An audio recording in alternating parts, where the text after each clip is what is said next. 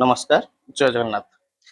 आमे पूर्वरु ओडिया व्याकरण रे कारक विभक्ति तापरे शब्द पद वाक्य आ विषय सब पढ़ीचे।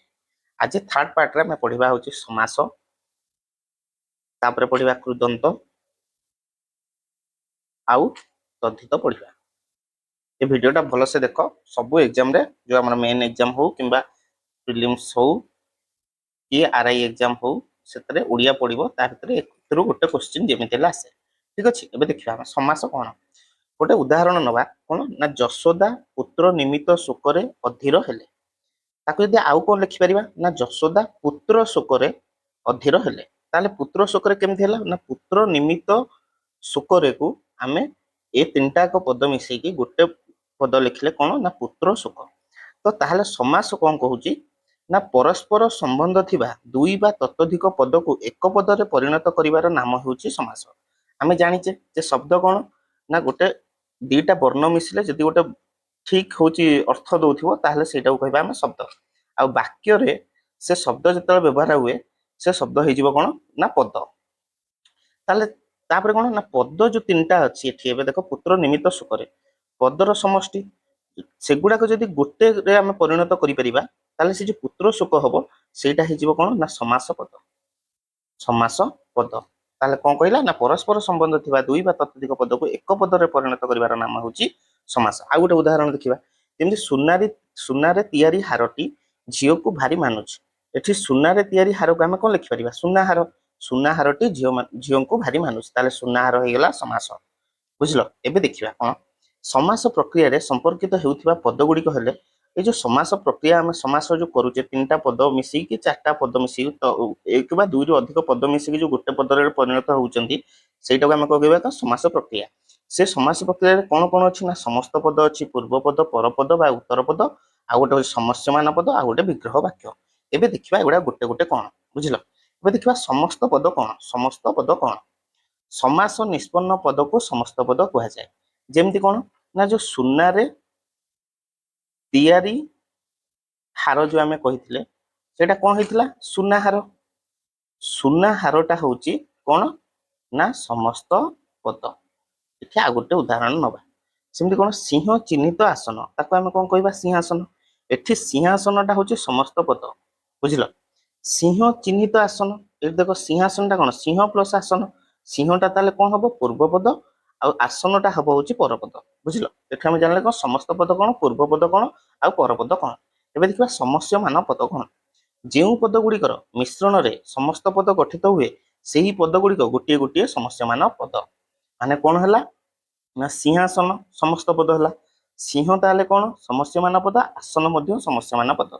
ताहले एतरु हम कोन जानले उत्तर पद बा पर पद आ गोटे कोन पूर्व पद एगुडा को मध्य ताहले गोटे गोटे कोन ना समस्यमान पद समस्यमान पद बुझिलो। एबे नेक्स्ट देखिबा विग्रह वाक्य कोन ना समास अंतर्गत पद मानकर परस्पर संबंध जानिबा पई जेउ वाक्य गढ़ा जाए ताहाकू विग्रह वाक्य कहा जाए। विग्रह वाक्य को व्यास वाक्य बा समास वाक्य बोली मध्य कहा जाए। जेमति कोन ना सिंह चिन्हित आसन एठु हेई गेला कोन सिंह चिन्हित आसन कोन हला सिंहासन। सिंहासन सिंहासनटा को हम कोन कहले समस्त पद समस्त पद। एठी सिंह कोन सिंहटा होची हे जिवो पूर्व पद आसन कोन पर पद। से पूर्व पद आ पर पद गोटे गोटे कोन समस्यमान पद समस्यमान पद।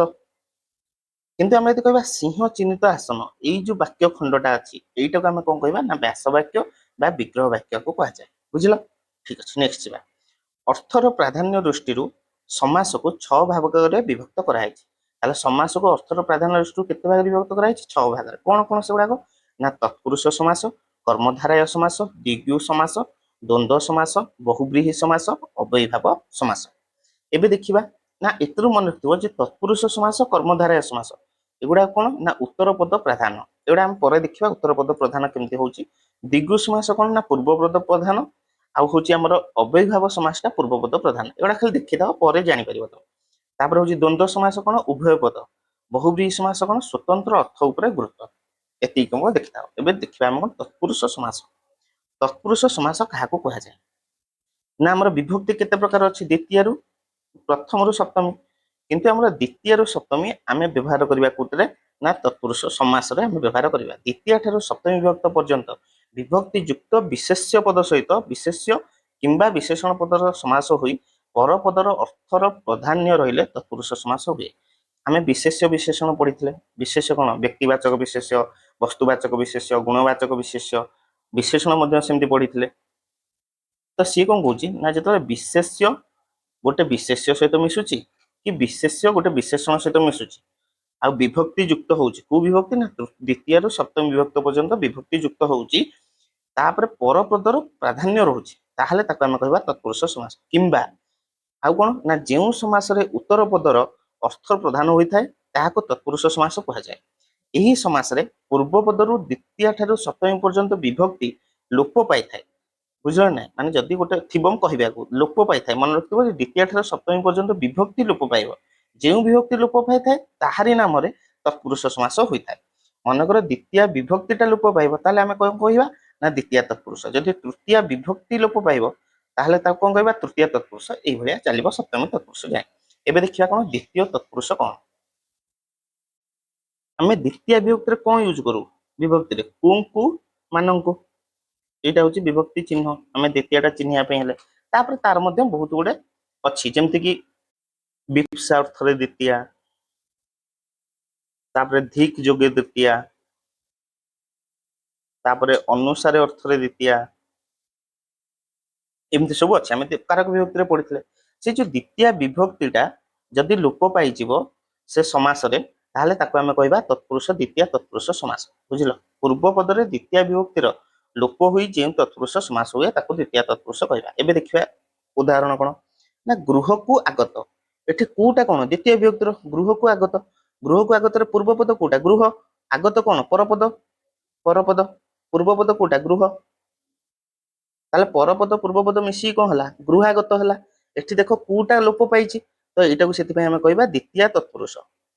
ଆଉ ଏଇ ଯୋଉ ଗୃହାଗତଟାକୁ କଣ କହିବା? ସମସ୍ତ ପଦ। ସମସ୍ତ ପଦ। ଆଉ ଯଦି ଆମେ କହିବା ଗୃହକୁ ଆଗତ, ଏଇଟାକୁ କଣ କହିବା? ବିଗ୍ରହ ବାକ୍ୟ ବା ବ୍ୟାସ ବାକ୍ୟ। ବୁଝିଲ? ଏବେ ନେକ୍ସଟ ଯିବା ଘରକୁ ମୁହାଁ। ଘର ମୁହାଁ, ସେ କୁ ଲୋପ ପାଇଛି, କୋଉଟା କଣ? ଦ୍ୱିତୀୟ ବିଭକ୍ତିର, ତ ଘର ମୁହାଁ ହେଲା। ଘର ମୁହାଁ ଟା କଣ ହେଲା? ତାହେଲେ ଦ୍ୱିତୀୟ ତତ୍ପୁରୁଷ।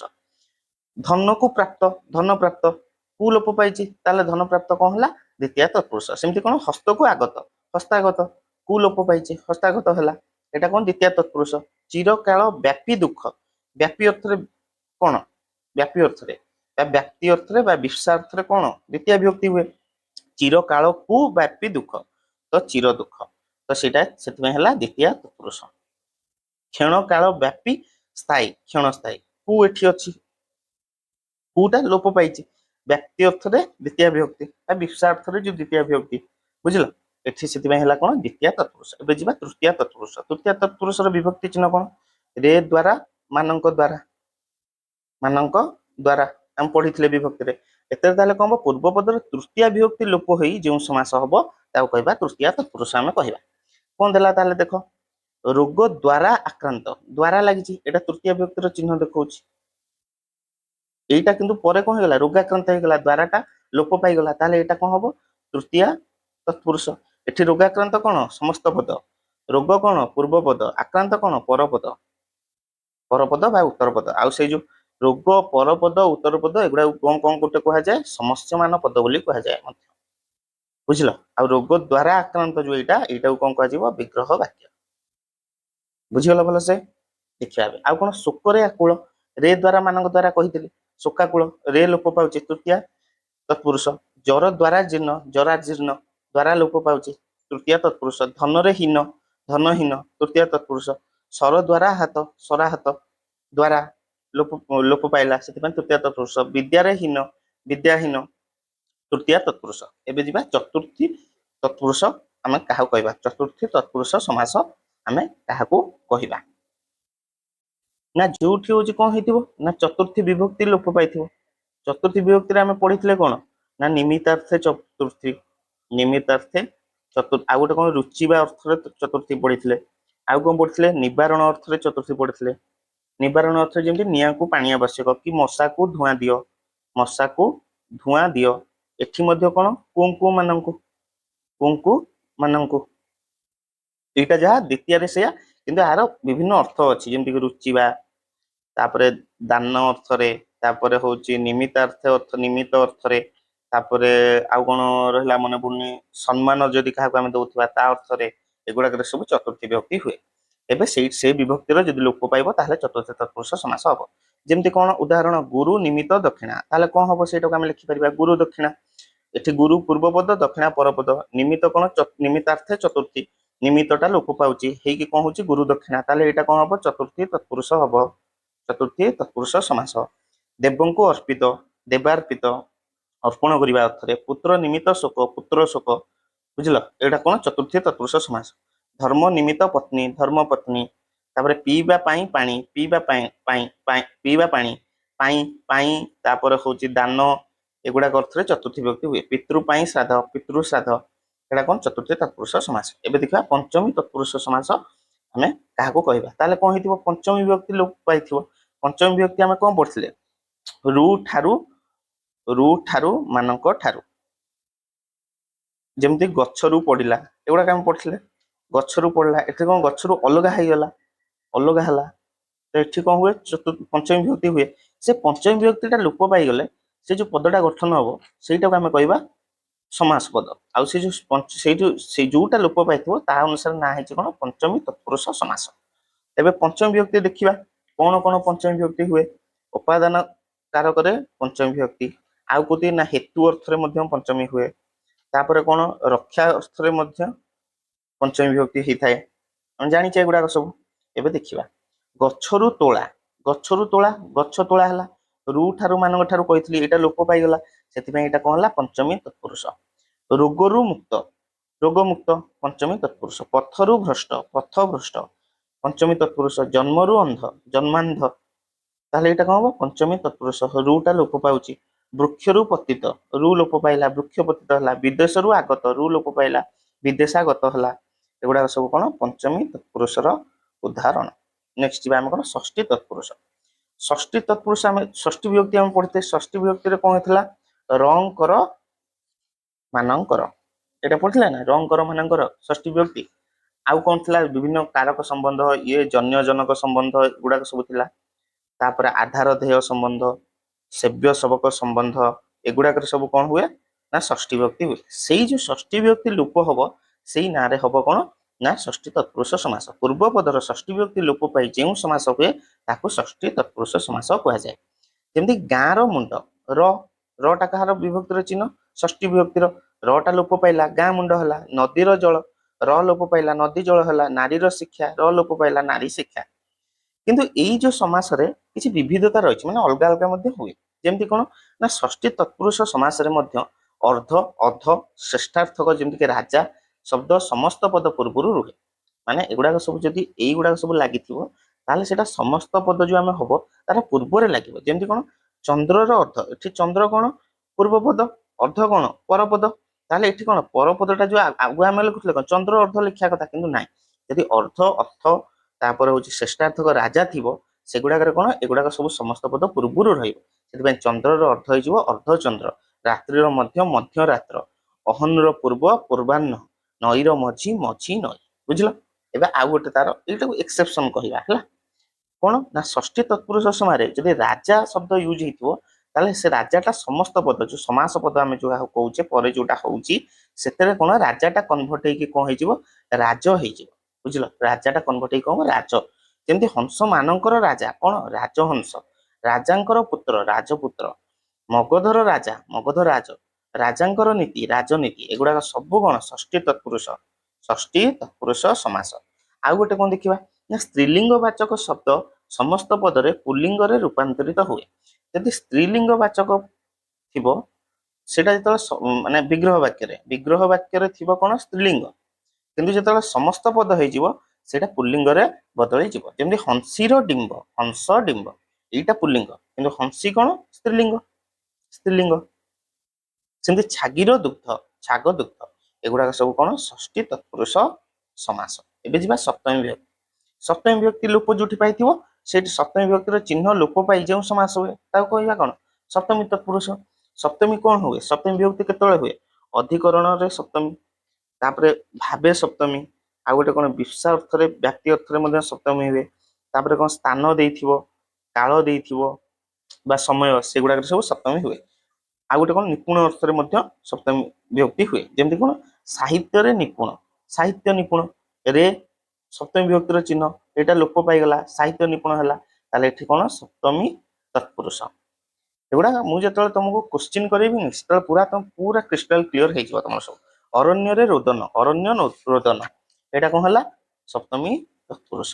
ରେ ଲୋପ ପାଇଛି, ବିଦ୍ୟାରେ ନିପୁଣ, ବିଦ୍ୟା ନିପୁଣ ରେ ଲୋପ ପାଇଲା, ଜଳରେ ମଗ୍ନ, ଜଳମଗ୍ନ ରେ ଲୋପ ପାଇଛି, ସଂଖ୍ୟାରେ ଗରିଷ୍ଠ ରେ ଲୋପ ପାଇକି ସଂଖ୍ୟା ଗରିଷ୍ଠ ହେଲା, ରାତ୍ରିରେ ଅନିଦ୍ରା, ରାତ୍ରି ଅନିଦ୍ରା ରେ ଲୋପ ପାଇଛି। ଏଗୁଡାକ ସବୁ କଣ ସପ୍ତମୀ ତତ୍ପୁରୁଷ। ବୁଝିଲ, ଏବେ ଆମର ତତ୍ପୁରୁଷ ସମାସ ଆଉ ଦିଟା ଅଛି ଦେଖିଦବା। ଯେମିତି ନଅଜ ତତ୍ପୁରୁଷ, ନଅଜ ମାନେ କଣ ନାହିଁ, ମାନେ ନ ଯୋଉଠି ଥିବ, ଯେମିତି କଣ ତତ୍ପୁରୁଷ ସମାସରେ ନିଷେଧ ଅର୍ଥରେ ନଅଜ ତତ୍ପୁରୁଷ ସମାସ ହୁଏ। ଯେମିତି କଣ ନ ଜଣା, ଅଜଣା, ଯେତେବେଳେ ଦେଖିବ ଅ ଅନ ଅଣ ଏଗୁଡାକ ସବୁ ଥିବ ଆଉ ସେଇଟା ପଚାରିଥିବ ଯେ କୁ ସମାସ ବୋଲି ନଅଜ ତତ୍ପୁରୁଷ ସମାସ ମାରିକି ଆସିବ। ବୁଝିଲ, ନ ଥିବ, ଅଣ ଥିବ, ଅନ ଥିବ, ବୁଝିଲ, ଏଗୁଡା ଯୋଉଟା ଥିବ। ଯେମିତି କଣ ନ ଜଣା, ଅଜଣା, କୋଶ୍ଚିନ୍ କେମିତି ପକେଇଥିବ କହିଲ, ଅନାଦରଟା ତତ୍ପୁରୁଷ କୁ ସମାସ, ସେଠି ଅନାଦର ଅନ୍ନ ଅଛି, ନ ଆଦର ଅନାଦର। ତ ଆମକୁ ଏଇ ଯୋଉ ବିଗ୍ରହ ବାକ୍ୟରେ ତାକୁ ଯେତେବେଳେ ଗୋଟେ କୋଶ୍ଚିନ୍ ପକେଇବ ତାକୁ ଆଗ ବିଗ୍ରହ ବାକ୍ୟରେ କନଭର୍ଟ କରିବାକୁ ଚାହିଁବ। ବିଗ୍ରହ ବାକ୍ୟ ତମେ ୱାନ୍ସ ଯଦି ଜାଣିଥିବ କି କରିଦବ ଯଦି, ତାହେଲେ ତମେ କୁ ସମାସ ବହୁତ ଇଜିଲି ତମେ ଜାଣିପାରିବ। ବୁଝିଲ, ଯେମିତି ନ ଉଚ୍ଚ, ଅନୁଚ୍ଚ, ନ ଓସାରିଆ, ଅଣ ଓସାରିଆ, ନ ଓଡିଆ, ଅଣ ଓଡିଆ, ନ ପୁଂସକ, ନପୁଂସକ, ନ ସଂହିତା, ନ ସଂହିତା, ଏଗୁଡାକ ସବୁ କଣ ନଅଜ ତତ୍ପୁରୁଷ। ଏବେ ଦେଖିବା କଣ ଉପପଦ ତତ୍ପୁରୁଷ। ଉପପଦ ତତ୍ପୁରୁଷ କଣ କହିଲା, କେତେକ ପଦ ଗଢିବା ପାଇଁ ଧାତୁ ପୂର୍ବରେ ଅନ୍ୟ ଗୋଟିଏ ପଦ ଯୋଗ କରାଯାଏ ତାହାକୁ ଉପପଦ କୁହାଯାଏ। ମନେକର ଧାତୁ ଗୋଟେ ଅଛି, ମନେକର ଏଇଠି ଗୋଟେ ଏକ୍ସାମ୍ପଲ ନେଇଯିବା, ପାନ କରିବା। ଯେମିତି ଦେଖ ମଧୁ ପାନ କରେ ଯେ, ପାନ କରିବା, ପାନଟା କଣ ଗୋଟେ ଧାତୁ, ଯୋଉ ଆମ କ୍ରିୟା ହୁଏ ଧାତୁରୁ ହୁଏ କଣ କ୍ରିୟା। କୂଳ ବୁଡାଏ ଯେ, ବୁଡାଏ କଣ ଗୋଟେ ଧାତୁ, ମାନେ କ୍ରିୟାରୁ ଧାତୁ ପଦ ଅଛି। ସତ୍ୟ କହେ ଯେ, କହିବା ଯିଏ କଣ, କହିବା ଗୋଟେ କ୍ରିୟାପଦ, କହୁଛି କି କଣ, କିନ୍ତୁ ତାର ମୂଳ କ୍ରିୟାର ମୂଳକୁ କଣ କୁହାଯାଏ ଧାତୁ କୁହାଯାଏ। ତ ଏଠି ଧାତୁ ଅଛି, ତ ଏଠି କଣ ହେଲା ଧାତୁ କେତେକ ପଦ ଗଢିବା ପାଇଁ ଧାତୁ ପୂର୍ବରେ ଅନ୍ୟ ଗୋଟିଏ ପଦ ଯୋଗ କରାଯାଏ। ଯେମିତି ଏଠି କୂଳ ହେଲା, ସତ୍ୟ ହେଲା, ତାହାକୁ ଉପପଦ ଆମେ କହିବା। ଉପପଦ ସହିତ ଧାତୁ ଅଥବା କ୍ରିୟା ନିଷ୍ପନ୍ନ ଅନ୍ୟ ପଦର ଯେଉଁ ସମାସ ହୁଏ ତାହାକୁ ଉପପଦ ତତ୍ପୁରୁଷ ସମାସ ଆମେ କହିବା। ଯେମିତି ମଧୁ ପାନ କରେ ଯେ, ମଧୁପ, କୂଳ ବୁଡାଏ ଯେ, କୂଳ ବୁଡା, ସତ୍ୟ କହେ ଯେ, ସତ୍ୟବାଦୀ। ଏଠି କହେ, ବୁଡାଏ, କରେ ଏଗୁଡାକ କଣ କହିଲା କ୍ରିୟା ନିଷ୍ପନ୍ନ କରୁଛି। ତ ତା ପୂର୍ବରୁ ଯୋଉ ପଦ ଗୁଡା ଲାଗିଛି ସେଗୁଡା ଉପପଦ, ଉପପଦ ସହିତ ମିଶିକି ଯୋଉଟା ହେଇଛି ତାକୁ କହିବା ଉପପଦ ତତ୍ପୁରୁଷ ସମାସ। ବୁଝିଲ, ଏବେ ଦେଖିବା କଣ ଅଲୁକ ସମାସ କଣ। ଅଲୁକ ସମାସ କଣ ନା, ଆମର ସବୁ ଏବେ ସମାସ ଯୋଉ ତତ୍ପୁରୁଷ ସମାସରେ ଆମେ ସବୁ ଦେଖିଲେ ତାର ବିଭକ୍ତି ଚିହ୍ନ ଲୋପ ପାଉଛି। ବିଭକ୍ତି ଚିହ୍ନ ସବୁ ଲୋପ ପାଉଥିଲା, ଯେମିତି ର ପଳଉଥିଲା, ରେ ରହୁନଥିଲା, ତାପରେ କୁ ମାନଙ୍କୁ ଏଗୁଡାକ ରହୁନଥିଲା। କିନ୍ତୁ ଅଲୁକ ସମାସରେ କଣ, ଯେଉଁ ସମାସର ସମସ୍ତ ପଦରେ ବିଭକ୍ତି ଚିହ୍ନ ଲୁପ୍ତ ହୁଏ ନାହିଁ ତାହାକୁ ଅଲୁକ ସମାସ ଆମେ କହିବା। ଯେମିତି କଣ ଯୁଦ୍ଧରେ ସ୍ଥିର, ଯୁଧିଷ୍ଠିର, ଅନ୍ତେ ବାସ କରେ ଯେ, ଅନ୍ତେବାସୀ, ବନେ ଚରେ ଯେ, ବନେ ଚର।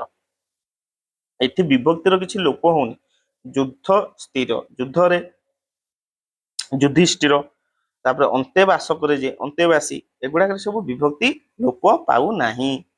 ଏଇଟା ମୁଁ ନୁହଁ କି, ଏଇ ଯୋଉ ଦିଟାକ, ଏଇ ଦିଟାକ ତମେ ଦେଖୁନି, ଏଇଟା ମୁଁ ତ ସରଳ ଭାଷାରେ ଲେଖିଦେଇଛି, ଏଇ ଗୋଟିକ ଦେଖ ତମେ ଜାଣିପାରିବ। ବନେ ଚରେ ଯେ, ଏଠି କୌଣସି ବିଭକ୍ତି ଚିହ୍ନ ଅଛି, କିନ୍ତୁ ଏଇଟା କଣ ବନେଚର, ବନେଚର ବିଭକ୍ତି କିନ୍ତୁ ଏଠି ଅଛି। এটা କୋଉ ବିଭକ୍ତି ହବ ବନେଚରେ ଯେ, ଏଇଟା ତମେ କମେଣ୍ଟରେ ଲେଖିବ। ଏଠି ଗୋଟେ ବିଭକ୍ତି ଅଛି କିନ୍ତୁ ସେ ବିଭକ୍ତି ଚିହ୍ନ ତା ଦେହରେ ଅଛି ବନେଚରରେ, ସେଥିପାଇଁ ସେଟା ଏଠି ବିଭକ୍ତି ଚିହ୍ନ ଲୁପ୍ତ ହେଇନାହିଁ, ସେଥିପାଇଁ ଏଇଟା ଅଲୁକ ସମାସ ଆମେ କହିବା। ନେକ୍ସଟ ଦେଖିବା ଆମେ କଣ କର୍ମଧାରୟ ସମାସ।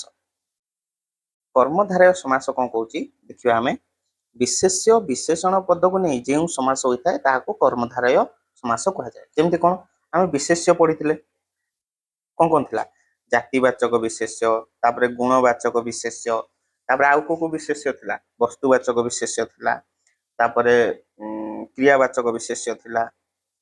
ବିଶେଷଣ ସେମିତି କଣ ଥିଲା ନା ଗୁଣବାଚକ ବିଶେଷଣ, ଗୁଣବାଚକ ବିଶେଷଣ, ପରିମାଣବାଚକ ବିଶେଷଣ, तापर आउ कौन अवस्थावाचक विशेषण थिला एगुड़ा सब आम पढ़ी जमी विड़ाए घास विड़ाए घास विड़ाएटा कौन विशेषण कु विशेषण परिमाण सूचक विशेषण बुझल ना से आम देखा विशेष्य और विशेषण पद को नहीं जो समास होता है कर्मधारय समास कहुए एबे देखिबा तार डिफरेंट टाइप रो कोन जदि पूर्व पद विशेषण और पर पद विशेष्य हेतिबो ताले सेटा कोन हबो जेमति कोन पूर्ण अट्टे चंद्र एठी पूर्णटा कोन पूर्व पद चंद्र कोन पर पद पूर्ण चंद्रटा कोन समस्त पद बा समास तो एठी जो पूर्णटा होची कोन विशेषण चंद्र कोन गोटे विशेष्य पूर्व पद विशेषण पर पद विशेष्य होइकी पूर्ण चंद्र जो हैला एटा कहबा हम समास सेमति कोन कहबा रक्त अट्टे अंबर कौन है रक्तांबर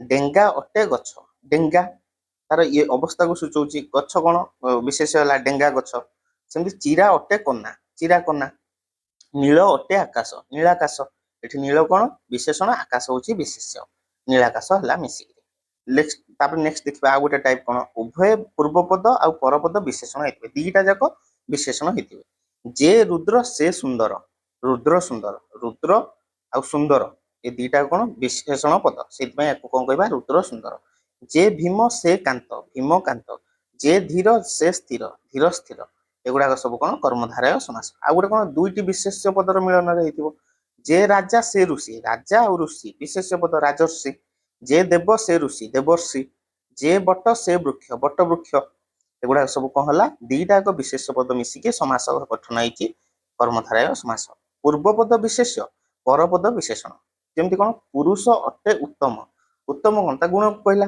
गुणवाचक विशेषण यहाँ पुरुष कौन विशेष पद ये पुरुषोत्तम नर अट्टे श्रेष्ठ श्रेष्ठ कौन विशेषण नर हूँ विशेष्य नर श्रेष्ठ है माने कौन आम विशेष और विशेषण पद मिसिकी जो समास होता है कहबा कर्मधारय समास आ गोटे देखा कौन पूर्व पद स्त्रीलिंगवाचक शब्द होते समस्त पद पुल्लिंगवाचक हुए जोटा कि तत्पुरुष समास पढ़ी जमी कौन पुष्पिता अटे लता पुष्पित लता प्रिया अटे पत्नी प्रिय पत्नी नेक्स्ट देखा कर्मधारय समास महत महान महती थिले महा हुए यहाँ मन रख जमी कौन महत अटे पुण्य महापुण्य महान अटंती पुरुष महापुरुष से जो आम पढ़ते से तत्पुरुष समास कौन अर्ध अध तापर राजा थिले राज हो अर्थ आ अध थिले यहाँ हूँ पूर्व पदरे अर्ध चंद्र एगुड़ा सब बुझल एठी सेमती महत महान थिले महा हाइकी सेटा कौन हो महत अटे पुण्य महापुण्य महान अटंती पुरुष महापुरुष महान अटंती पंडित महापंडित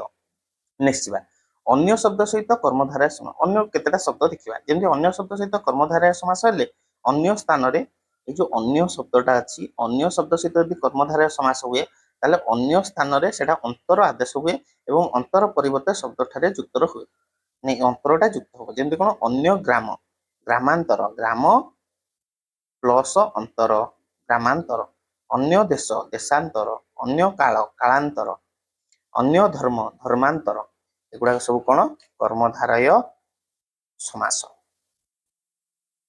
बुझल नेक्स्ट उपमेय आ उपमित कर्मधारय समास क्या कहवा ना जहाँ को अन्य सहित तुलना करा जाए ताहाकू उपमेय कहा जाए उपमेय को जहाँ सहित तुलना दिया जाए ताहाकू उपमान अटे बुझीपार नथिबो एबे देखिबा जेउ समास रे पूर्व पद उपमेय एवं पर पद उपमान ताहाकू उपमेय बा उपमित कर्मधारय समास कहा जाए कौन पूर्व पद उपमेय पर पद हूँ उपमान जमती कौन नर सिंह परी नर कौन सिंह परी एटा छाड़ मुख चंद्र परी मुहटा चंद्र परी ताले पूर्व पद कौन मुहटा मुख मुख ताले एठी कौन होला उपमेय उपमेय आ चंद्र कौन ना उपमान ना जहाँ सहित तुलना करा जाए सेटा होची उपमान जहाँ को तुलना करा जाए सेटा होची उपमेय बुझल जहाँ को तुलना करा जाए सेटा होची उपमेय जहाँ सहित तुलना करा जाए सेटा होची उपमान बुझल नर सिंह परी नर सिंह एटा कौन होला जदि पूर्व पद उपमेय होची पर पद जदि उपमान होची ताहले ताको आमे कहबा कोन उपमित कर्मधारय सेमति पुरुष व्याघ्र परी पुरुषटा कोन बाघ परी पुरुष माने जहाँ को तुलना करा होची पुरुष को तुलना करा होची पुरुष ताहले कोन हबो उपमेय हबो व्याघ्र कोन व्याघ्र सहित तुलना करा होची व्याघ्र तार कोन ताहले उपमान ଆଉ ଯଦି ଉପମେୟ ପୂର୍ବପଦ ହେଇଥିବ, ବ୍ୟାଘ୍ର ଯଦି ମାନେ ଯୋଉ ଉପମାନଟା ଯଦି ପରପଦ ହେଇଥିବ, ତାହେଲେ ତାକୁ କହିବା ଉପମିତ କର୍ମଧାରୟ। ସେମିତି ଉପମାନ କର୍ମଧାରୟ କଣ ନା ପୂର୍ବ ପଦରେ ଉପମାନ ଥିବ, ମାନେ ଯାହା ସହିତ ଆମେ ତୁଳନା କରୁଛେ ସେଇଟା ପ୍ରଥମେ ଥିବ, ଆଉ ପରପଦରେ ଥିବ ଯାହାକୁ ଆମେ ତୁଳନା କରୁଛେ ଯୋଉଟା କି ଉପମେୟ, ସେଇଟା ଯଦି ପରପଦ ଥିବ ସେଇଟାକୁ କହିବା କଣ ଉପମାନ କର୍ମଧାରୟ ସମାସ। ଯେମିତି ତୁଷାର ପରି ଧବଳ, ତୁଷାର ପରି ଧବଳ, ଘନ ପରି ଶ୍ୟାମ, ଏଗୁଡାକ ସବୁ କଣ ଘନଶ୍ୟାମ। ଘନ ପରିଶ୍ୟାମ କଣ ଘନଶ୍ୟାମ, ଘନଶ୍ୟାମ କି ନାହିଁ। ତ ଏଗୁଡାକ ସବୁ କଣ ଉପମାନ କର୍ମଧାରୟ। ଏଠି ବୁଝିପାରିଲ ନା ଆଉଥରେ କହିଦେବି ଦେଖ, ଘନ ପରିଶ୍ୟାମ କାହାକୁ ତୁଳନା କରାଯାଉଛି, ଶ୍ୟାମକୁ ତୁଳନା କରାଯାଉଛି। ଶ୍ୟାମ ତାହେଲେ କଣ ଏଠି ଉପମେୟ, କାହା ସହିତ ଘନ ପରି, ମାନେ କାହା ପରି ଘନ ପରି, ଘନଟା ତାହେଲେ କଣ ଉପମାନ, ତାହେଲେ ଉପମାନ ପୂର୍ବ ପଦ ରହିଲା ଆଉ ଉପମେୟ ପରପଦ ରହିଲା, ସେଇଟା ମିଶିକି କଣ ହେଲା ଘନଶ୍ୟାମ ହବ। ଏଇଟା ଘନଶ୍ୟାମ, ଏଇଟା କଣ ତୁଷାର ପରି ଧବଳ, ତୁଷାର ଧବଳ, ଏଗୁଡାକୁ ସବୁ ଆମେ କହିବା ଉପମାନ କର୍ମଧାରୟ ସମାସ। ନେକ୍ସଟ ଦେଖିବା, ନେକ୍ସଟ କଣ ଦେଖିବା, ରୂପକ କର୍ମଧାରୟ ସମାସ। ରୂପକ କର୍ମଧାରୟ ସମାସ ଯୋଉଥିରେ ରୂପ ଲାଗିଥିବ, ରୂପକ। ଯେମିତି କଣ ଉପମାନ ଉପମେୟ ମଧ୍ୟରେ ଅଭେଦ କଳ୍ପିତ ହୋଇ ସମାସ ହେଲେ, ମାନେ ତାକୁ ତମେ ଭେଦଭାବ କରିପାରିବନି। ସ୍ତ୍ରୀ ରୂପକ ରତ୍ନ, ରତ୍ନ ସ୍ତ୍ରୀ ପରି ମଧ୍ୟ ହେଇପାରିବ, ସ୍ତ୍ରୀ ମଧ୍ୟ ରତ୍ନ ପରି ହେଇପାରିବ, ତାହେଲେ ତାକୁ କହିବା ସ୍ତ୍ରୀ ରୂପକ ରତ୍ନ, ସ୍ତ୍ରୀ ରତ୍ନ, ଏଇଟା କଣ ରୂପକ କର୍ମଧାରୟ। ବିଦ୍ୟା ରୂପକ ଧନ, ବିଦ୍ୟା ଧନ। ମାତୃ ରୂପିଣୀ ଦେବୀ, ମାତୃଦେବୀ। କନ୍ୟା ରୂପକ ରତ୍ନ, କନ୍ୟା ରତ୍ନ, ଏଗୁଡାକ ସବୁ କଣ ରୂପକ କର୍ମଧାରୟ। ସେମିତି କଣ ମଧ୍ୟ ପଦଲୋପୀ କର୍ମଧାରୟ ସମାସ କଣ ନା ଯେଉଁ କର୍ମଧାରୟ ସମାସର ସମସ୍ତ ପଦରେ, ସମସ୍ତ ପଦ କଣ ଯୋଉଟା ମିଶିକି ଲାଷ୍ଟକୁ ହବ ସମାସ ପଦଟା, ସେଇ ସମସ୍ତ ପଦରେ ମଧ୍ୟବର୍ତ୍ତୀ ପଦର ଲୋପ ହୋଇଥାଏ, ତାହାକୁ ମଧ୍ୟ ପଦଲୋପୀ। ଦେଖ ମଧ୍ୟ ପଦଲୋପୀ ମାନେ ମଧ୍ୟ ପଦଟା ଲୋପ ପାଇଥିବ, ତାକୁ କହିବା ମଧ୍ୟ ପଦଲୋପୀ କର୍ମଧାରୟ। ଯେମିତି କଣ ଘୃତ ମିଶ୍ରିତ ଅନ୍ନ, ଘୃତାନ୍ନ। କାଠ ନିର୍ମିତ ପୋଲ ବା କାଠ ତିଆରି ପୋଲ, ତାହେଲେ ତିଆରିଟା ଲୋପ ପାଇଛି, ମଧ୍ୟ ପଦଟା ଲୋପ ପାଇଛି, ସେଇଟାକୁ କହିବା କାଠ ପୋଲ। ସୁନା ମୁଦି, ସୁନାରେ ତିଆରି ମୁଦି, ତାହେଲେ ତିଆରିଟା ଲୋପ ପାଇଛି, ସୁନା ମୁଦି। ଏଠି ସୁନା ମୁଦି ଯୋଉ ଆମେ କହୁଛେ, ସୁନାରେ ତିଆରି ମୁଦି ହେଲେ ତତ୍ପୁରୁଷ ସମାସ ମଧ୍ୟ ଏଇଟା ହେଇପାରିବ। ସିଂହ ଚିହ୍ନିତ ଆସନ, ସିଂହାସନ ଚିହ୍ନିତ ଲୋପ ପାଇଲା। ଚିତ୍ରିତ, ସିଂହ ଚିତ୍ରିତ ଦ୍ୱାର, ସିଂହ ଦ୍ୱାର, ଏଗୁଡା ସବୁ ଲୋପ ପାଇଲା, ସେଥିପାଇଁ କହିବା। ଏଠି ଯଦି ବିଭକ୍ତି ଚିହ୍ନ ଦେଇକି ଗୋଟେ ପଚାରିଥାନ୍ତୁ, ତାହେଲେ ଆମେ ଏଇଟା ଲେଖିପାରିଥାନ୍ତେ ତତ୍ପୁରୁଷ ସମାସ ଲେଖିପାରିଥାନ୍ତେ। ଏବେ ଯିବା କଣ ଦ୍ୱିଗୁ ସମାସକୁ ଯିବା। ଦ୍ୱିଗୁ ସମାସ କଣ କହୁଛି ନା ଯେଉଁ ସମାସରେ ସଂଖ୍ୟାବାଚକ ପଦ ପୂର୍ବରେ ଥାଇ ଏବଂ ସମାସ ନିଷ୍ପନ୍ନ ପଦ ସମାହାର ବା ସମଷ୍ଟି ଅର୍ଥ ବୁଝାଉଥାଏ, ତାହାକୁ ଦ୍ୱିଗୁ ସମାସ କହନ୍ତି। ମାନେ ଯୋଉଠି ଗୋଟେ ସଂଖ୍ୟାବାଚକ ପଦ ପୂର୍ବରେ ଥିବ, ବୁଝିଲ ନା, ତାକୁ କହିବା ଆମେ ଦ୍ୱିଗୁ ସମାସ। ଏଇଟା ବହୁତ ଇଜି। ଯେମିତି କଣ ତ୍ରିଫଳର ସମାହାର ତ୍ରିଫଳା, ସପ୍ତ ଋଷିଙ୍କର ସମାହାର ସପ୍ତର୍ଷି। ସଂଖ୍ୟାବାଚକ ତ୍ରି ଅଛି, ସପ୍ତ ଅଛି, ତିନି ଭୁବନର ସମାହାର ତ୍ରିଭୁବନ, ଏଠି ରହିଲା ତିନି, ଆଉ ସମଷ୍ଟି ହେଇଥିବ ବା ସମାହାର ହେଇଥିବ, ତିନି ଲୋକର ସମାହାର ତ୍ରିଲୋକ, ଏଗୁଡାକ ସବୁ କଣ କହିବା ଆମେ ଦ୍ୱିଗୁ ସମାସ। ଆମେ କହୁଛି ତମକୁ ବାରମ୍ବାର, ଭିଡିଓଟା ଦେଖ, ତାପରେ ଦେଖିବ ଯେତେବେଳେ କୋଶ୍ଚିନ୍ କରିବ ଆସିବ, ନହେଲେ ମୁଁ ଯେତେବେଳେ କୋଶ୍ଚିନ୍ ନେଇ ଆସିବି ତମକୁ ବହୁତ ବଢିଆ ମାତ୍ରାରେ ସେଥିରେ କୋଶ୍ଚିନ୍ ମଧ୍ୟ ବୁଝେଇଦେବି, ତମର ମନେ ରହିଯିବ। ଦ୍ୱନ୍ଦ୍ୱ ସମାସ। ଦ୍ୱନ୍ଦ୍ୱ ସମାସ କଣ ନା ଯେଉଁ ସମାସରେ ଦୁଇ ବା ତହିଁରୁ ଅଧିକ ପଦ ମିଳିତ ହୋଇ ଏକ ପଦ ହୁଅନ୍ତି ଏବଂ ପ୍ରତ୍ୟେକ ସମସ୍ୟମାନ ପଦର ପ୍ରାଧାନ୍ୟ ରୁହେ। ଆମେ ସେଥିରେ କଣ ଦେଖିଥିଲେ, ଗୋଟେ ଦେଖିଥିଲେ ଯେ ଆମର ଯୋଉ ଉତ୍ତର ପଦ ବା ପରପଦ ପ୍ରାଧାନ୍ୟ ରହୁଥିଲା କୋଉଟାରେ, ତତ୍ପୁରୁଷ ଆଉ କର୍ମଧାରୟରେ। ଏବେ ଦେଖିବା ଯେ ସବୁତକ ସମସ୍ୟମାନ ପଦର ପ୍ରାଧାନ୍ୟ ରହିବ, ତାହାକୁ କହିବା ଦ୍ୱନ୍ଦ୍ୱ ସମାସ। କଣ ଧନ ଓ ଜୀବନ, ଧନ ଜୀବନ। ଘର ଓ ଦ୍ୱାର, ଘର ଦ୍ୱାର। ମାଛ ଓ ମାଂସ, ମାଛ ମାଂସ। ସତ ଓ ମିଛ, ସତ ମିଛ, ଏଗୁଡାକ କଣ ସବୁ ଦ୍ୱନ୍ଦ୍ୱ ସମାସ। ବୁଝିଲ। ଏବେ ନେକ୍ସଟ ଯିବା କଣ ଅବ୍ୟୟୀଭାବ ସମାସ। ଅବ୍ୟୟୀଭାବ କଣ, ଅବ୍ୟୟ ଗୋଟେ କଣ ଗୋଟେ ଥିବ, ସେଥିପାଇଁ ଅବ୍ୟୟୀଭାବ ନାଁ ଦିଆଯାଇଛି। ତ କଣ କହିଲା ନା ଯେଉଁ ସମାସରେ ପୂର୍ବପଦ ଅବ୍ୟୟ ହୋଇଥାଏ ଏବଂ ସେହି ଅବ୍ୟୟର ଅର୍ଥର ପ୍ରାଧାନ୍ୟ ଥାଏ। ଅବ୍ୟୟ ଗୋଟେ ଲାଗିଥିବ, ମନେକର ଅବ୍ୟୟ ପଦ ଆମେ ପଢିଥିଲେ ବା ଏବଂ ଏଗୁଡାକ ସବୁ, ଯଦି ସେଗୁଡାକ ଥିବ ତାହେଲେ ତାହାର ପ୍ରାଧାନ୍ୟ ମଧ୍ୟ ଥିବ, ତାହାକୁ କହିବା ଅବ୍ୟୟୀଭାବ ସମାସ। ଯେମିତି କଣ ବିପ୍ସା ଅର୍ଥରେ, ବିପ୍ସା ମାନେ ବାରମ୍ବାର, ଯୋଉ ଦିନକୁ ଦିନ, ପ୍ରତିଦିନ, ଦିନକୁ ଦିନ ପ୍ରତିଦିନ। ଘରକୁ ଘର, ପ୍ରତି ଘର। ଅଭାବ ଅର୍ଥରେ କଣ ଆନନ୍ଦର ଅଭାବ, ନିରାନନ୍ଦ। ଭିକ୍ଷାର ଅଭାବ, ଦୁର୍ଭିକ୍ଷ। ହିସାବର ଅଭାବ, ବେହିସାବ। ଭୟର ଅଭାବ, ନିର୍ଭୟ। ତାପରେ ଯୋଗ୍ୟତା ଅର୍ଥରେ କଣ ରୂପର ଯୋଗ୍ୟ, ଅନୁରୂପ। କୂଳର ଯୋଗ୍ୟ, ଅନୁକୂଳ। ଗୁଣର ଯୋଗ୍ୟ, ଅନୁଗୁଣ, ଏଗୁଡାକ ସବୁ ଅବ୍ୟୟୀଭାବ ସମାସ। ବୁଝିଲ। ସାଦୃଶ୍ୟ ଅର୍ଥରେ ସେମିତି କଣ ବନର ସଦୃଶ, ଉପବନ। ଭାଷାର ସଦୃଶ, ଉପଭାଷା। ଦୀପର ସଦୃଶ, ଉପଦୀପ। ଛବିର ସଦୃଶ, ପ୍ରତିଛବି, ଏଗୁଡାକ ସବୁ କଣ ଅବ୍ୟୟୀଭାବ ସମାସ। ଅନୁସାରେ ବା ଅତିକ୍ରମ ନ କରି, ଶକ୍ତି ଅନୁସାରେ ଯଥା ଶକ୍ତି, ବିଧି ଅନୁସାରେ ଯଥା ବିଧି, କର୍ମ ଅତିକ୍ରମ ନ କରି ଯଥାକ୍ରମ, ଏଗୁଡା ସବୁ। ଆଉ ଆତିଶଯ୍ୟ ବା ଆଧିକ୍ୟ ଅର୍ଥରେ, ଅତିଶୟ ଘଞ୍ଚ ବା ଅଧିକ ଘଞ୍ଚ ନିଘଞ୍ଚ, ଅତିଶୟ ଧାର୍ଯ୍ୟ ନିର୍ଧାର୍ଯ୍ୟ, ସମୀପ ଅର୍ଥରେ ମାନେ ପାଖ, କୂଳର ସମୀପ ଉପକୂଳ, କଣ୍ଠର ସମୀପ ଉପକଣ୍ଠ, ପଦର ସମୀପ ଉପପଦ, କଥାର ସମୀପ ଉପକଥା, ଏଗୁଡା ସବୁ ଥରେ ଥରେ ଦେଖିଦିଅ। ତମେ ତାପରେ ତମେ ଜାଣିପାରିବ, ଭଲସେ ଜାଣିପାରିବ। ଥରେ କିନ୍ତୁ ପଢିବାକୁ ପଡିବ ତମକୁ, ନହେଲେ ତମକୁ କନଫ୍ୟୁଜ ହବ। ମରଣ ପର୍ଯ୍ୟନ୍ତ ବ୍ୟାପ୍ତି ଅର୍ଥରେ, ଆମରଣ, କଣ୍ଠ ପର୍ଯ୍ୟନ୍ତ ଆକଣ୍ଠ, ଜୀବନ ପର୍ଯ୍ୟନ୍ତ ଆଜୀବନ, ସମୁଦ୍ର ପର୍ଯ୍ୟନ୍ତ ଆସମୁଦ୍ର, ଏଗୁଡାକ ସବୁ କଣ ଅବ୍ୟୟୀଭାବ ସମାସ। ଯେମିତି କଣ ବିପରୀତ ପ୍ରତିକ୍ରିୟା ଅର୍ଥରେ, କୂଳର ବିପରୀତ ପ୍ରତିକୂଳ, ହିଂସାର ପ୍ରତିକ୍ରିୟା ପ୍ରତିହିଂସା, ଏଗୁଡାକ ସବୁ ଅବ୍ୟୟୀଭାବ ସମାସ। ନେକ୍ସଟ କଣ ଦେଖିବା, ବହୁବ୍ରୀହି ସମାସ ଦେଖିବା। କଣ ନା ବହୁବ୍ରୀହି ସମାସ କଣ ବୁଝିପାରିଲ ନା ନାଇଁ? ଅବ୍ୟୟୀଭାବ, ଏବେ ଏଠି ପ୍ରତି ପ୍ରତି, ତାପରେ ଏଠି ଆକଣ୍ଠ, ମାନେ ଉପ, ଏଗୁଡା ସବୁ ଅବ୍ୟୟ ପଦ। ସେଥିପାଇଁ ଅବ୍ୟୟ ପଦ ପୂର୍ବ ପଦରେ ବ୍ୟବହାର ହେଇଛି, ସେଥିପାଇଁ ୟାକୁ କଣ କହିବା, ଅବ୍ୟୟୀଭାବ ସମାସ କୁହାଯାଏ। ଏଠି ନିଃସାର୍ଥକ ଅବ୍ୟୟ, ଯଥା, ତାପରେ ପ୍ରତି, ଉପ, ଏଗୁଡା ସବୁ ଉପସର୍ଗ କେତେଟା ମଧ୍ୟ ହେଇକି, ଉପସର୍ଗ ମଧ୍ୟ ଗୋଟେ ଅବ୍ୟୟ, ବୁଝିପାରିଲ ନା ନାଇଁ? ସେଗୁଡାକ ସବୁ ବ୍ୟବହାର କରାଯାଏ ପୂର୍ବ ପଦରେ, ସେଥିପାଇଁ ସମାସ ହେଇଛି ବୋଲି ୟାକୁ କହିବା ଅବ୍ୟୟୀଭାବ ସମାସ। ଏବେ ଦେଖିବା କଣ ବହୁବ୍ରୀହି ସମାସ ଦେଖିବା। ବହୁବ୍ରୀହି ସମାସ କଣ ନା, ଗୋଟେ ଉଦାହରଣ ଦେଖିବା। ବାଳକ ଓ ବାଳିକା ମାନେ ବୀଣା ପାଣିକୁ ପୂଜା କରୁଛନ୍ତି। ଏଠି ବୀଣା ପାଣି କଣ? ବୀଣା ପାଣି ଆମେ କହିଲେ କଣ ବୁଝୁଛେ? ସରସ୍ୱତୀ। କିନ୍ତୁ ଏଇଟା ଯଦି ଅଲଗା କରିଦବା, ଗୋଟେ ବୀଣା କରିଦବା, ଗୋଟେ ପାଣି କରିଦବା, ପାଣି ମାନେ କଣ? ଜଳ। ବୀଣା ମାନେ ତମେ ସବୁ ଜାଣିଛ, ତା ଅର୍ଥ ଅଲଗା ହେଇଯାଉଛି କି ନାଇଁ? ବୀଣା ଆଉ ଜଳ ଅଲଗା, କିନ୍ତୁ ବୀଣା ପାଣି ଯଦି ମିଶିଗଲା, ସେ ତାହେଲେ ଅର୍ଥ କଣ ଦଉଛି? ସରସ୍ୱତୀଙ୍କର ନା ଗୋଟେ କଣ ନା ବୀଣା ପାଣି। ତ ଏଠି କଣ ଦେଲା, ଏଠାରେ ବୀଣା ପାଣି ଦୁଇଟି ପଦର ମିଳନରେ ସମାସ ହୋଇଛି, କିନ୍ତୁ ବୀଣା ପାଣି ପଦଟି ବୀଣାକୁ ବୁଝାଉ ନାହିଁ କି ପାଣିକୁ ମଧ୍ୟ ବୁଝାଉ ନାହିଁ। ବୀଣା ଆଉ ପାଣି ଯଦି ଆମେ ଅଲଗା କରିବା, ବୀଣା ଅଲଗା ପାଣି ଅଲଗା। ବୀଣା ପାଣି କହିଥିଲେ କଣ, ବୀଣା ଆଉ ପାଣି କିଛି ବୁଝଉଛି? ବୁଝୁନି। କିନ୍ତୁ କାହାକୁ ବୁଝାଉଛି? ସରସ୍ୱତୀଙ୍କୁ ବୁଝାଉଛି। ତାହେଲେ ଆମେ ବହୁବ୍ରୀହି ସମାସ କଣ କହିବା ନା, ଯେଉଁ ସମାସରେ ସମସ୍ତ ପଦ କୌଣସି ସମସ୍ୟମାନ ପଦକୁ ନ ବୁଝାଇ ଅନ୍ୟ କାହାକୁ ବୁଝାଏ, ତାହାକୁ ବହୁବ୍ରୀହି ସମାସ କହିବା। ଏଠି ଯୋଉ ସମସ୍ୟମାନ ପଦ କଣ ହେଲା? ବୀଣା ଗୋଟେ ହେଲା, ପାଣି ଗୋଟେ ହେଲା। ଏଇଟା କଣ, ଯୋଉ ବୀଣା ପାଣି, ବୀଣା କି ପାଣି କି ବୁଝଉଛି? ବୁଝଉନି, ଗୋଟେ ଅନ୍ୟ ଶବ୍ଦକୁ ବୁଝଉଛି। ସେଇ ଗୋଟିକୁ କହିବା ଆମେ ବହୁବ୍ରୀହି ସମାସ। ଯେମିତି କଣ, ଦଶ ଆନନ ଯାହାର ସେ, ଆନନ ମାନେ ମୁହଁ, 10ଟା ମୁହଁ ଯାହାର, ତାହାକୁ କହିବା ଦଶାନନ। ଏଠି ଦଶାନନ ମାନେ କଣ? ଦଶାନନ ମାନେ ରାବଣକୁ ବୁଝଉଛି। ଏଠି 10ଟା କି ମୁହଁକୁ ବୁଝଉନି, ରାବଣକୁ ବୁଝଉଛି। ଚତୁର୍ଭୁଜ ଯାହାର, ସେ କଣ? ଚତୁର୍ଭୁଜ। ଚତୁର୍ଭୁଜ ଏଠି କାହାକୁ ବୁଝଉଛି? ବ୍ରହ୍ମାଙ୍କୁ ବୁଝଉଛି। ନୀଳକଣ୍ଠ ଯାହାର ସେ, ନୀଳକଣ୍ଠ, ଏଠି ନୀଳ ଆଉ କଣ୍ଠ କାହାକୁ ବୁଝଉଛି? ନୀଳକଣ୍ଠ ଅଲଗା ଅଲଗା, କିନ୍ତୁ ନୀଳକଣ୍ଠ କହିଲେ ଆମେ କାହାକୁ କହୁଛେ? ଶିବଙ୍କୁ କହୁଛେ। ତ ଏଗୁଡାକ ସବୁ କଣ? ବହୁବ୍ରୀହି ସମାସ।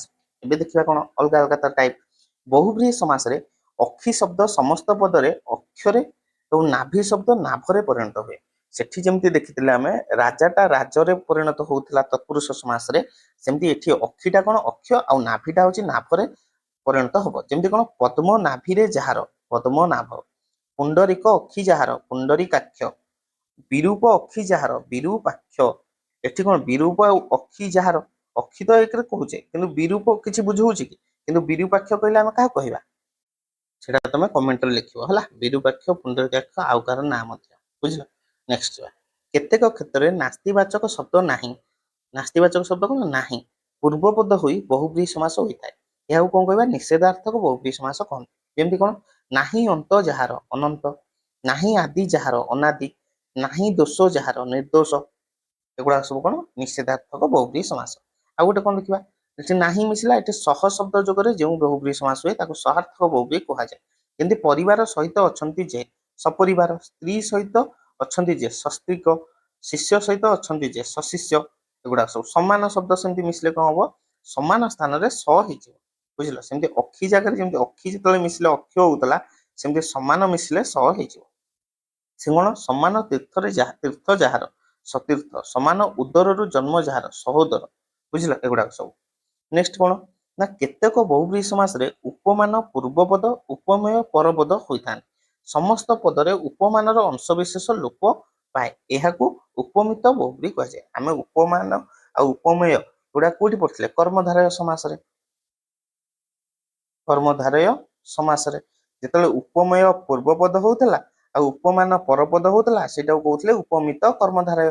ଆଉ ଯେତେବେଳେ ଉପମାନଟା ପୂର୍ବ ପଦ ହଉଥିଲା ତାକୁ କହୁଥିଲେ ଉପମାନ କର୍ମଧାରୟ।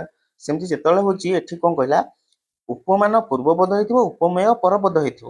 ଆଉ ସମସ୍ତ ପଦରେ ଉପମାନର ଅଂଶ ବିଶେଷ ଉପମାନ, ଯୋଉଟା କି ଆମେ ମନେକର କହିବା ଯଦି ଯୋଉଟା ପରେ ଯୋଉଠି ଯାହା ସହିତ ତୁଳନା କରାଯାଏ ସେଇଟା ଯଦି ଲୋପ ପାଇବ ତାହେଲେ ତାକୁ କହିବା ଉପମିତ ବହୁବ୍ରୀହି। ଯେମିତି କଣ, ଗଜ ଗମନ ପରିଗମନ ଯେଉଁ ସ୍ତ୍ରୀର, ଗଜ ଗମନା।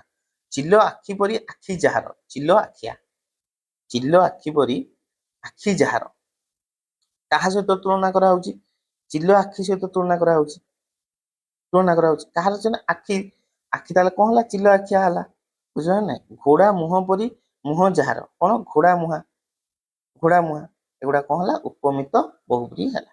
ନେକ୍ସଟ ବା ନିତ୍ୟ ସମାସ। କେତେକ ସ୍ଥଳରେ ସମାସ ବାକ୍ୟ ନଥାଇ ସମାସ ହୁଏ, ତାକୁ କହିବା ନିତ୍ୟ ସମାସ। ଯେମିତି କଣ, କୃଷ୍ଣ ସର୍ପ, ନୀଳ କନ୍ଦର, ପୋକ ଶୁଙ୍ଘା, ଛାର ପୋକ, ଏଗୁଡାକ ହଉଛି କଣ, ନିତ୍ୟ ସମାସ। ଏତିକି ମନେ ରଖ।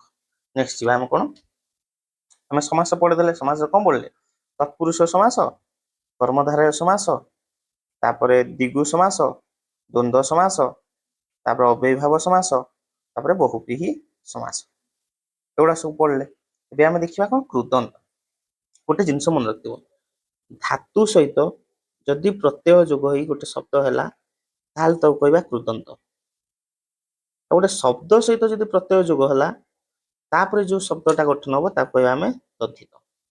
ଏଇଟା ହଉଛି କୃଦନ୍ତ ଆଉ ତଦ୍ଧିତ। ତାହେଲେ କଣ ଦେଲା, ନୂଆ ଶବ୍ଦ ଗଢିବା ପାଇଁ ଧାତୁ ସହିତ ଯେଉଁ ପ୍ରତ୍ୟୟ ଯୁକ୍ତ ହୁଏ ତାକୁ କୃତ୍ କହନ୍ତି, ଏବଂ ଏହି କୃତ୍ ପ୍ରତ୍ୟୟ ଯୋଗ ହେବା ଦ୍ୱାରା ଯେଉଁ ନୂତନ ଶବ୍ଦଟି ଗଠିତ ହୁଏ ତାହାକୁ କୃଦନ୍ତ ଶବ୍ଦ ବା କୃଦନ୍ତ ପଦ କୁହାଯାଏ। ଯେମିତି କଣ, ପଠ ଅ ପାଠ, ପଠ ଟା କଣ ଧାତୁ, ଅ ଟା କଣ ପ୍ରତ୍ୟୟ, ଏଇଟାକୁ ଆମେ କହିବା କୃତ୍ ପ୍ରତ୍ୟୟ। ପଠରେ ଅ ମିଶିଲା ପାଠ ହେଲା। ଭାସରେ, ଭାସ ହଉଛି ଧାତୁ, ଅନ ପ୍ରତ୍ୟୟ ଲାଗିଲା ଭାଷଣ ହେଲା। ନୃତ୍ ଅକ ଲାଗିଲା ପ୍ରତ୍ୟୟ ନର୍ତ୍ତକ ହେଲା। ଏଠି ସବୁ ପଠ, ଭାସ, ନୃତ୍, ନିନ୍ଦ, ଗମ, ଏଗୁଡାକ ସବୁ କଣ ଧାତୁ, ଧାତୁ ସହିତ ପ୍ରତ୍ୟୟ ଲାଗିଲେ ସେଟା କୃଦନ୍ତ ହବ। ଆଉ ଗୋଟେ କଣ, ଇଚ୍ଛା କରିବା ଅର୍ଥରେ ଧାତୁରେ ସନ୍ ପ୍ରତ୍ୟୟ ହୁଏ, ଏଇଟାକୁ କହିବା କଣ, ସନନ୍ତ ପଦ ବୋଲି କୁହାଯାଏ। ଯେମିତି କଣ, ପିଇବାର ଇଚ୍ଛା, ପିପାସା, ପା ଧାତୁ ସନ୍ ପ୍ରତ୍ୟୟ ଆ। ଜାଣିବାର ଇଚ୍ଛା, ଜ୍ଞା ଧାତୁ ସନ୍ ପ୍ରତ୍ୟୟ ଆ। ଜାଣିବାର ଇଚ୍ଛା, ଜିଜ୍ଞାସା। ଜୟ କରିବାର ଇଚ୍ଛା, ଜିଗୀଷା। ପିଇବାକୁ ଇଚ୍ଛୁକ, ପିପାସୁ। ମାନେ ଇଚ୍ଛା ସହିତ ଯେତେବେଳେ ଲାଗିବ ସେତେବେଳେ କଣ, ଇଚ୍ଛା କରିବା ଅର୍ଥରେ ଯେତେବେଳେ ଧାତୁରେ କଣ ହୁଏ, ସନ୍ ପ୍ରତ୍ୟୟ ଯୋଗ ହୁଏ, ଆଉ ସେଇଟା ମିଶିକି ଏମିତି ହୁଏ, ପିପାସା, ଜିଜ୍ଞାସା, ଜିଗୀଷା, ପିପାସୁ, ଏଗୁଡାକ ସବୁ ହେଇଥାଏ। କୃଦନ୍ତ ଏଗୁଡାକ ସବୁ ଦେଖିଦବ, ଯୋଉଟା ଧାତୁ ସହିତ ପ୍ରତ୍ୟୟ ଲାଗିଥିବ ସେଇଟା ହଉଛି କୃଦନ୍ତ ପଦ। ତଦ୍ଧିତ କଣ ନା, ଭିନ୍ନ ଭିନ୍ନ ଅର୍ଥରେ ଶବ୍ଦ ସହିତ ଯେଉଁ ସବୁ ପ୍ରତ୍ୟୟ ଯୋଗ କରାଯାଇ ନୂତନ ଶବ୍ଦ ଗଠନ କରାଯାଏ ସେହି ପ୍ରତ୍ୟୟ ଗୁଡିକୁ ତଦ୍ଧିତ ପ୍ରତ୍ୟୟ କୁହାଯାଏ। ତଦ୍ଧିତ ପ୍ରତ୍ୟୟ ଦ୍ୱାରା ଗଠିତ ଶବ୍ଦକୁ ତଦ୍ଧିତ ଶବ୍ଦ କୁହାଯାଏ। ମାନେ ଏଠି କଣ ନା, ଶବ୍ଦ ସହିତ ପ୍ରତ୍ୟୟ ମିଶିବ। ଯେମିତି ବସୁଦେବ, ବସୁଦେବ ତ ଗୋଟେ ହଉଛି ଧାତୁ ନୁହଁ ନା, ବସୁଦେବ ଗୋଟେ ଶବ୍ଦ। ବସୁଦେବ ସହିତ ଅ ହେଲା ବାସୁଦେବ। ବିଷ୍ଣୁଙ୍କ ସହିତ ଅ ମିଶିଲା ବୈଷ୍ଣବ ହେଲା। ଗୁରୁଙ୍କ ସହିତ ଅ ମିଶିଲା ଗୌରବ ହେଲା। ପୃଥିବୀ ସହିତ ଅ ପ୍ରତ୍ୟୟ ମିଶିକି ପାର୍ଥିବ ହେଲା।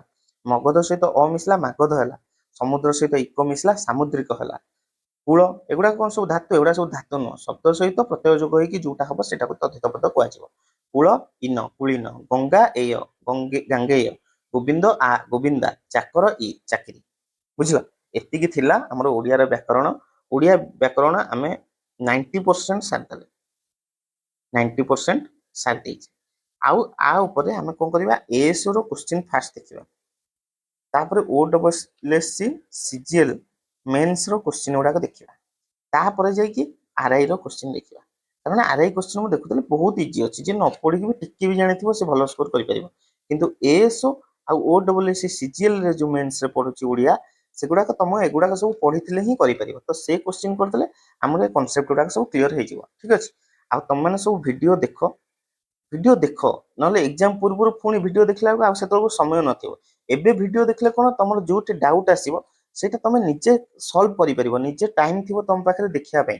ଆଉ ତମେ ଥରେ ପଢି ସାରିଲା ପରେ ତମେ ଜାଣିପାରିବ ଯେ କୋଉଟା ତମକୁ କଷ୍ଟ ଲାଗୁଛି, କୋଉଟା ସହଜ ଲାଗୁଛି। ଯୋଉଟା କଷ୍ଟ ଲାଗୁଥିବ ସେଥିରେ ତମେ ଆଉ ଟିକେ ସମୟ ଦେଇପାରିବ। ବୁଝିପାରିଲ ନା ନାଇଁ? ସେଥିପାଇଁ ଦେଖ ଏଇଟା, ଆଉ ଏଇଟା ଆଉ ତମେ ମାନେ ସବୁ ଜାଣିଛ ଓଡିଆ ବହୁତ ଇମ୍ପୋର୍ଟାଣ୍ଟ, କାରଣ ଏଇଟା ତମର ସ୍କୋର କରିବାକୁ ବହୁତ ଇଜି। ବୁଝିପାରିଲ ନା ନାଇଁ? ଆମେ ତାପରେ ପ୍ରିଭିୟସ ଇୟର କ୍ୱେଶ୍ଚିନ୍ ଆପର ଭିଡିଓରେ ମୁଁ କେବେ ଗୋଟେ ଆଣିବି, ପ୍ରିଭିୟସ ଇୟର କ୍ୱେଶ୍ଚିନ୍ କରି ଚାଲିବା।